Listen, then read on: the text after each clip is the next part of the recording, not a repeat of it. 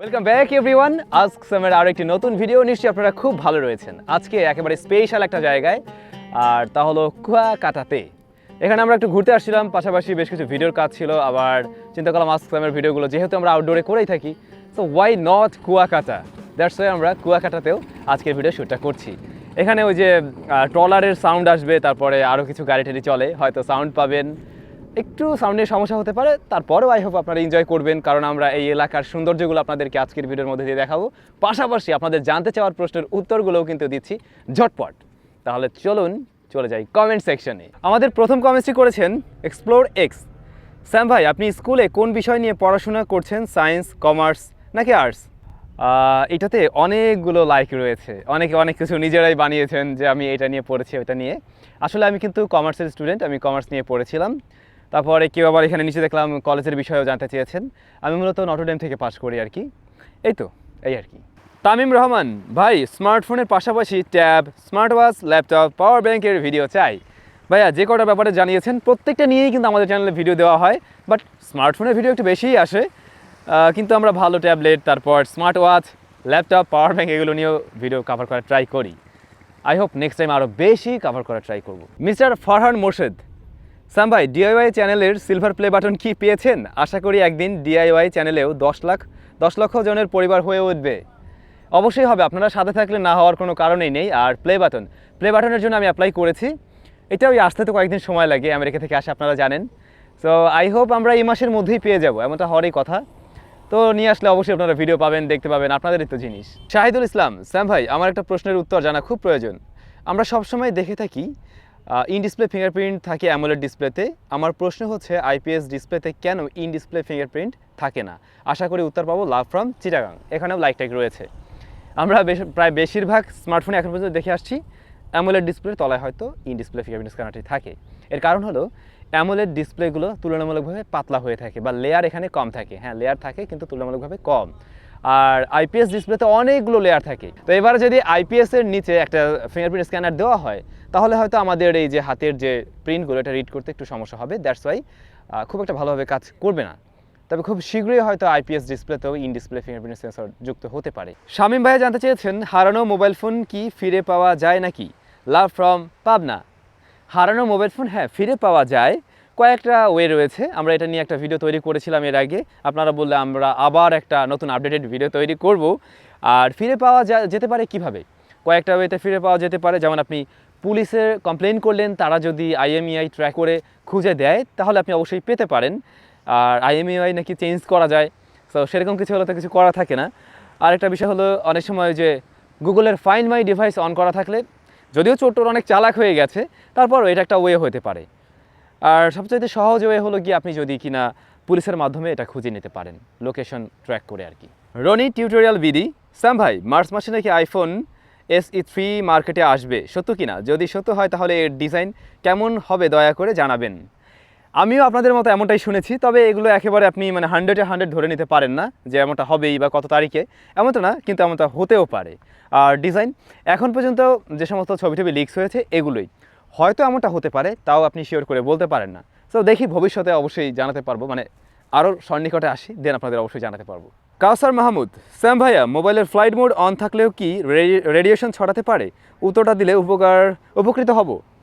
Mobile ফোনের radiation নিয়ে আমরা একটা ভিডিও তৈরি করছিলাম গত 2-4 দিন আগে, যারা দেখেননি অবশ্যই দেখবেন।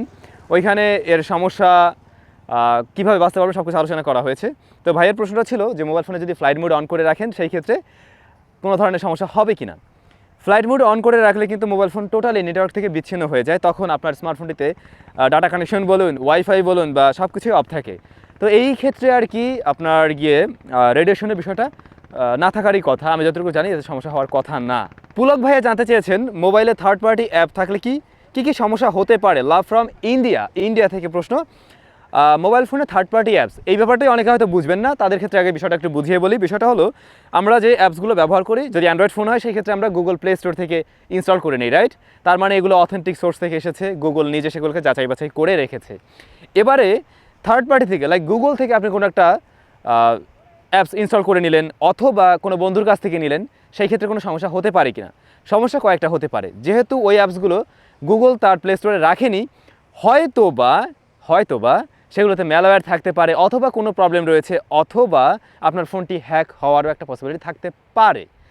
কারণ ওটাতে এমন কিছু ছিল বিধায় হয়তো গুগল সেই অ্যাপসটাকে তাদের অ্যাপ স্টোরে রাখেনি, আবার অনেক কারণে ওরা রাখতে পারে। এখন সবগুলো রাখলেই যে আপনি কোনো সমস্যায় পড়বেন এমন না, তবে বেশ কিছু এরকম থার্ড পার্টি অ্যাপস থেকে কিন্তু ম্যালওয়্যার ঢুকতে দেখা গেছে অনেকের স্মার্টফোনেই, অনেকে হ্যাকিংয়েরও শিকার হয়েছেন। এমডি সোহাগ খন্দকার, স্যাম ভাই, মার্কেটে যে পুরানো সেকেন্ড হ্যান্ড মোবাইল পাওয়া যায় সেই মোবাইলগুলো কিনে আমরা প্রতারিত হচ্ছি, এ ব্যাপারে সবাইকে সাবধান করার জন্য সচেতনমূলক একটা ভিডিও চাই। অনেকেই কিন্তু মার্কেটে এখন পুরাতন স্মার্টফোন কিনে আসলেই তারা বিভিন্ন রকমের প্রতারণার শিকার হচ্ছেন, এটা ট্রু। বিশেষ করে আইফোন অনেকেই কিনে কিন্তু প্রতারণার শিকার হচ্ছেন। রিসেন্টলি একটা বাবু ভাইয়ের ভিডিও হয়তো অনেকে দেখেছেন, উনি নিজেও এরকম একটা ফোন কিনে নিজেই প্রতারিত হন, তারপর উনি একটা ভিডিও দিয়েছিলেন। তো এই আইফোনের ক্ষেত্রে কিন্তু আমি বারবার বলে আসছি যে আপনারা এই ধরনের ফোন কেনার ক্ষেত্রে অবশ্যই সাবধান, সতর্ক থাকবেন। যদি ফেসবুকে ঢুকেন অনেক ধরনের ব্লগ দেখবেন, অনেক ভিডিও রয়েছে, তবে অবশ্যই আমি বলবো এগুলো যাচাই বাছাই করে তারপরে আগাবেন। হয়তো যে ভাইয়া ভিডিও দিয়েছেন উনি একটা ভিডিও দিয়েছেন, ওকে ফাইন, একটা দোকান থেকে গিয়ে হয়তো ভিডিও দিয়ে দিল, উনি তাদের সম্বন্ধে খুব একটা যে ভালো জানবেন এমনও না, এটাই স্বাভাবিক। তবে আপনাদের নিজেদের বুদ্ধিমত্তা কাজে লাগিয়ে নিজেদের বিচার বুদ্ধি দিয়ে দেন কেনা ট্রাই করবেন। একেবারে পুরাতন মডেলের ফোনগুলো অ্যাভয়েড করা ভালো। তারপর যে সেকেন্ড হ্যান্ড ফোনটা আপনি কিনছেন কোনো ওয়ারেন্টি রয়েছে কিনা সেটা একটা বিষয় থাকতে পারে। আইফোনের ক্ষেত্রে আমি সবসময় বলে আসছিলাম ডকুমেন্টগুলো থাকছে কিনা, তারপরে বক্সটা রয়েছে কিনা, এই বিষয়গুলো কিন্তু অবশ্যই দেখে দেন আপনার আগানো উচিত হবে। আর আপনি ভিডিও তৈরি করতে বলছেন, আমি ট্রাই করবো কোনো একটা ভিডিও এরকম দেওয়ার জন্য অবশ্যই। এমডি রিজভি ভাইয়া, আপনি কথায় কথায় হাসেন কেন? কথায় কথায় হাসি কেন? হ্যাঁ, আমি কথায় কথায় একটু হাসি। আমার মনে হয় হাসি খুশি থাকাটাই ভালো। আমি যদি মুখটা গম্ভীর করে কথা বলি আপনাদেরও ভালো লাগবে না নিশ্চয়ই। সুতরাং হাসি খুশি থাকাটাই ভালো, আর যত বেশি হাসি খুশি থাকবেন আপনি যার সাথে কথা বলবেন তারও ভালো লাগবে। কাজী তানভীর শাওন ভাই, পিছনের সৌন্দর্য দেখা থেকে আমাদের বঞ্চিত করলে ভাই। গত ওই যে ভিডিওটাতে আমরা রেডিয়েশন নিয়ে কথা বলছিলাম, ওটাতে পিছনের সৌন্দর্য দেখানো যায়নি হয়তো, তবে আজকের ভিডিওতে কিন্তু অনেক সৌন্দর্য আমরা দেখাচ্ছি, আশা করছি ভালো লাগবে। শিহাব ভাই লিখেছেন, স্যাম ভাই আমার একটা প্রশ্ন, ফোন পাওয়ার ব্যাংকের সাথে রানিং চার্জ দিয়ে কি গেম খেললে কোনো সমস্যা হবে? মানে ফোনটা পাওয়ার ব্যাংকের সাথে চার্জ দিয়ে দিচ্ছেন, ওই অবস্থায় গেমিং করছেন। আমি সবসময় বলে আসছিলাম যে ফোনগুলো স্পেশালি গেমিং ডিভাইস না, সেগুলোকে চার্জিং অবস্থায় আসলে গেম টেম প্লে করা ঠিক না। এতে করে ব্যাটারিটা আরও বেশি হিট আপ হয়, গরম হতে থাকে এবং ব্যাটারি লাইফ টাইম কিন্তু কমে যাবে। কারণ আমরা জানি লিথিয়াম আয়ন বা লিথিয়াম পলিমার এই ধরনের ব্যাটারিগুলো বড় শত্রুটা হলো গিয়ে হিট। সো এটা কিন্তু একটু মেনে চলাই উচিত। আর যদি আরও যে ফোনের মতো হয় যেগুলো গেমিং ডিভাইস, লিজন, এই ফোনগুলো কিন্তু স্পেশালি ওইভাবেই তৈরি করা, আপনি চাইলে চার্জে বসিয়ে গেম প্লে করতে পারেন, কোনো সমস্যাই নেই। কুলিং টেকনোলজি অনেক বেটার সেখানে, সো সেগুলো ইউজ করা যায়। আহমেদ অন্তর ভাই, স্যাম ভাই রিয়েলমি ফোনে বিরক্তিকর অ্যাড বন্ধ নিয়ে ভিডিও চাই প্লিজ। ভাই এই অ্যাডের কারণে অনেক বিরক্ত লাগে, লাগাটাই স্বাভাবিক। আরে আমি পয়সা দিয়ে ফোন কিনছি আর এতে আবার অ্যাড দেখাবে, কেমন যন্ত্রণা। রিয়েলমির ফোনে কিন্তু একটা সময় অ্যাডের পরিমাণ কম ছিল, বাট রিসেন্টলি দেখলাম যে তাদের ফোনেও ভালোই অ্যাড আসে, তারপর ব্লোটারও আগের তুলনায় বেশি। সো এটা কেন করতেছে আমি জানি না। রিসেন্টলি তাদের একটা ভিডিওতে আমি বলছিলাম যে রিয়েলমি এই কাজটা না করলেই মনে হয় বুদ্ধিমানের কাজ হবে, আর সেটাই করা উচিত। দেখুন আমরা কিন্তু মোটামুটি শাওমির ফোনের এই বিষয়গুলোর জন্য এক প্রকার বিরক্ত, সবসময় আমরা বলে থাকি, হয়তো আপনারাও ফেস করেন। তো রিয়েলমির এই বিষয়গুলো মেনে চললে মনে হয় বা মাথায় রাখলে মনে হয় নেক্সট টাইম তারা আরও বেশি তাদের জনপ্রিয়তার জায়গায় পৌঁছতে পারবে। তরিকুল ইসলাম, চিপসেট তৈরিতে কী এমন ম্যাটেরিয়াল লাগে যে এত চিপ শর্টেজ গ্লোবালি? এখন সত্যিটা বললে আপনিও অবাক হবেন। এই যে মোবাইল ফোনের চিপ বলুন, তারপরে ক্যামেরার মাঝে যেটা রয়েছে, গাড়িতে যে চিপ ব্যবহার হয়, ফ্রিজের ক্ষেত্রে ব্যবহার হতে পারে, সোজা কথা এই যে সেমিকন্ডাক্টর, এইটা তৈরি করার জন্য প্রাথমিকভাবে প্রথমে যে জিনিসটা লাগে তার উপর আমি দাঁড়িয়ে আছি এই মুহূর্তে, তা হলো বালু, স্যান্ড। এই বালুর থেকেই কিন্তু তৈরি হয়। এই বালুর উপরে খুবই হেভি টেম্পারেচার দেওয়া হয়, তারপরে বিশেষ কমপ্লেক্স প্রসেস রয়েছে অনেক, তারপরে আছে ধাপ বাই ধাপ আসলে কার্যপ্রণালী আছে যেগুলোর মাধ্যমে হয়তো এই চিপগুলো তৈরি করা হয়। আপনারা বিভিন্ন রকমের ভিডিও পাবেন যেগুলো দেখে নিতে পারেন, ইংলিশে রয়েছে। তবে কোনো এক সময় আমি ট্রাই করবো আপনাদের উদ্দেশ্যে এরকম কোনো একটা ভিডিওতে একদম ক্লিয়ার করে বলার জন্য আসলে কোন ওয়ের মাধ্যমে এই ধরনের চিপ তৈরি করা হয়। আপনারা চাইলে অবশ্যই আমি সেরকম ভিডিও একটা দিতে পারি। বিডি লিখেছেন, স্যাম ভাই আমি শুনলাম নাকি র্যাম বেশি থাকলে ব্যাটারি বেশি খরচ হয়। ভাই এই ব্যাপারটা সত্যি বলতে আমি নিজেও জানি না, আর এমনটা হয় কি না সেটা কখনো শুনিনি, বাট আমার মনে হয় না, এমন কিছু তো হওয়ার কথা না। রাজীব ভাই লিখেছেন, রেডিয়েশন প্রতিরোধক স্টিকার পাওয়া যায়, এগুলো কেমন উপকার হতে পারে ভাইয়া জানাবেন প্লিজ। টাঙ্গাইল জেলা। ভাইয়া ওই জিনিস আসলে কাজের না বলে আমি জানি, আমার মনে হয় না যে এই সমস্ত রেডিয়েশন স্টিকার লাগিয়ে কোনো কাজ হবে। আমি নিজে কিছুদিন ইউজ করছিলাম, বাট আসলে বুঝতেও পারিনি কোনো কাজ হয় কিনা। কিন্তু বাইরে অনেকেই এটা নিয়ে ভিডিও তৈরি করেছে এবং রেডিয়েশন বা এই মাইক্রো ফ্রিকোয়েন্সিটা কমে কিনা এটা দিয়েও তারা অনেকে টেস্ট করেছেন, বাট অ্যাকচুয়ালি তারা কোনো রেজাল্ট পায়নি যে আসলে এটা কাজ করতে পারে এমন কিছু। সো আমার মনে হয় এটা কোনো কাজের না। ফাহাদ, আউটসাইডে এত ভালো অডিও রেকর্ড করেন কিভাবে? ভাই আমি এই যে নর্মাল একটা অডিও রেকর্ডার ব্যবহার করছি, এটা হলো গিয়ে ওই যে ফেডুর যে ইয়েটা ব্যবহার করতাম আমি, এই যে জিনিসটা কী বলে ওয়্যারলেস মাইক্রোফোন, যার দাম ওই 1010 টাকার আশেপাশে। সো এইটার সাউন্ডে আপনারা পাচ্ছেন, খারাপ নাই, যে এখানে কিন্তু সমুদ্রের গর্জন আছে, তারপরেও মনে হয় অনেক বেশি নয়েজ আপনারা পান না, মোটামুটি চলনসই।